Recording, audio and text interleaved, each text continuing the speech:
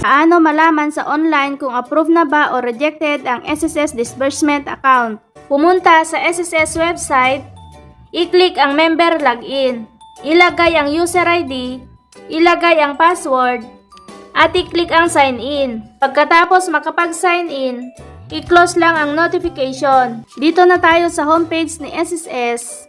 Ngayon, i-click lang natin ang services. Pagka-click ng services, lalabas yung ganito. Ang gawin, i-click ulit ang services at i-click ang disbursement module. At lalabas ang disbursement account enrollment module. At lalabas ang reminders, i-click ang box para malagyan ng check at i-click ang proceed.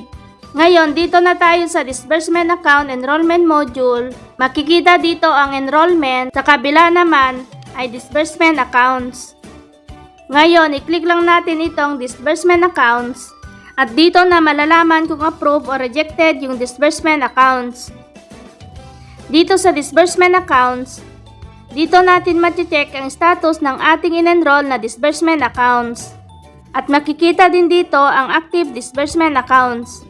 Dalawa itong account ko, pwedeng hanggang 3 ang pwedeng i-enroll dito. Ang GCash e-wallet at isang bank.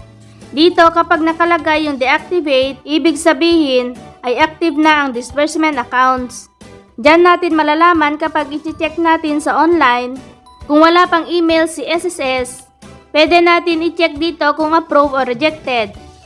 Kapag nawala yung in-enroll natin na disbursement accounts, ibig sabihin ay rejected ito.